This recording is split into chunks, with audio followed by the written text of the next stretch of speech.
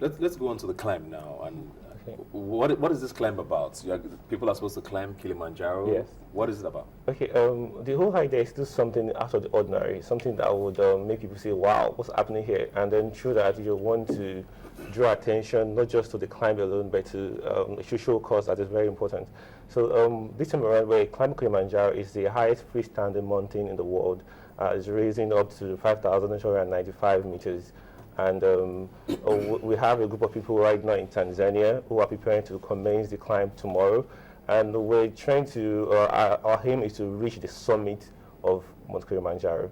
And you have a lot of preparation that goes into, before you go for the climb, physical readiness, because as you climb the altitude, you find out that the oxygen is more thinner. So you need a lot of physical stamina to be able to, as you progress, towards the climb. So who are these people climbing?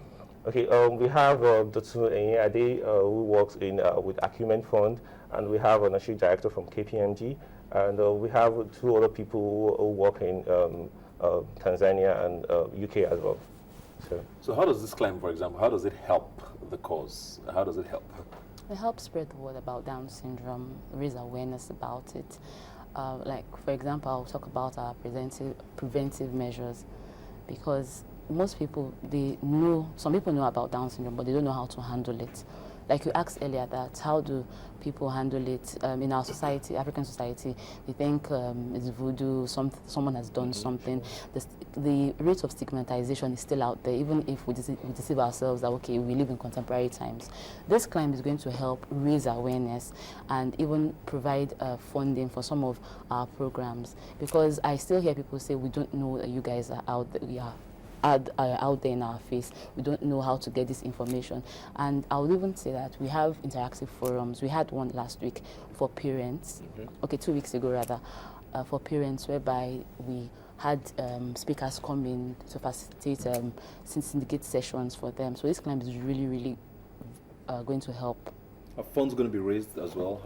How is that supposed to work? Our target is to raise about 10 million naira, towards within the space of this awareness campaign and the climb as well. So we have set up different platforms where people can actually donate directly to Down Syndrome Foundation. The fund doesn't come through Inspired by Charity; it goes straight to Down Syndrome Foundation's account. We could do a direct transfer to their Facebook account number. It's on the website, inspiredbycharity.com. Okay, if you want to know more about the climb and how you can donate. Then we also have 234give.com, which is like a crowdfunding website where people can actually raise funds online. So you could, on 234give.com, just search for Climb for Down Syndrome. You're going to be able to view the profile and other information about the climb. And you can pay on the platform to your ATM or to InterSwitch platform.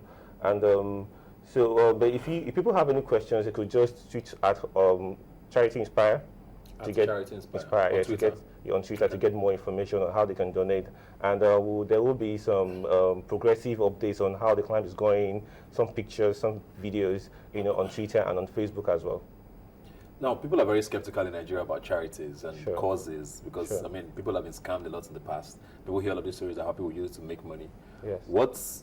How do you intend to drive the trust for this cause? Okay, part of the things we've done is to get credible people involved, people who actually are professionals, that work in recognizable organizations. They're not people who just do this for a living.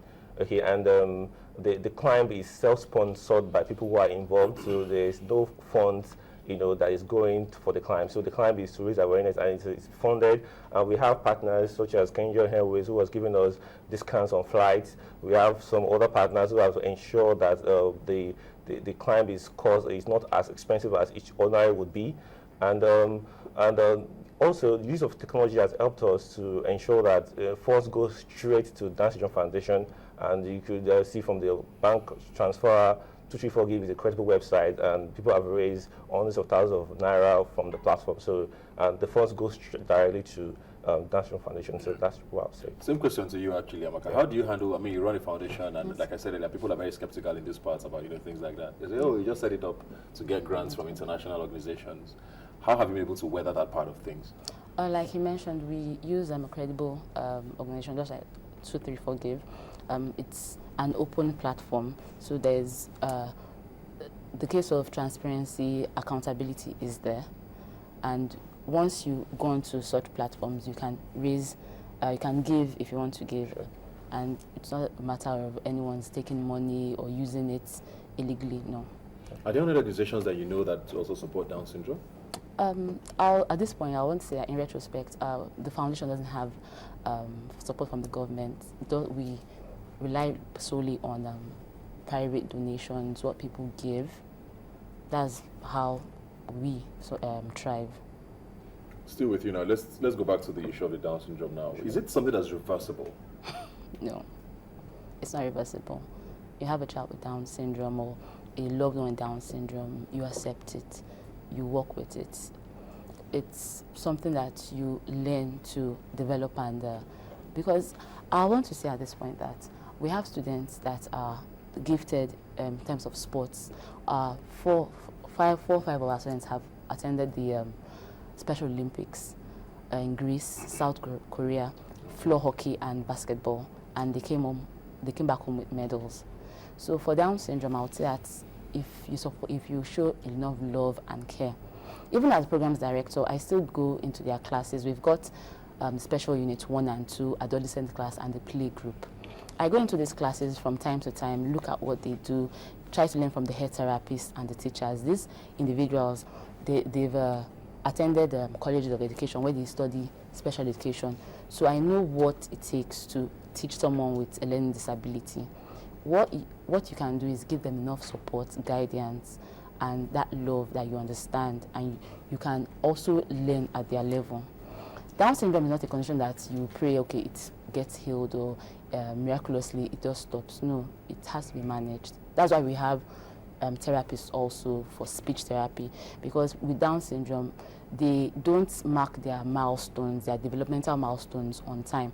A typical child with Down syndrome won't start walking until the age of 4 and won't make intelligible sounds until, let's say 5, if they have enough therapy. We have individuals, older individuals, teenagers who haven't said the word. I know of those that haven't said the word. It's only sound, and that's an achievement. So I've answered that question that it can't be healed, that it just has to be managed. Interesting. Let's jump right back now to the climb. Okay, Forgive my pun there. Okay. Why it's such a risky venture, if I would say. I mean, I know people who try to summit mountains and never come back. How prepared are these people to go and come? Okay, first, the physical challenge of climbing Mount Kilimanjaro, given the route they're trying to take, which is the route will take about 6 days, it's one of the least physically challenging of the routes.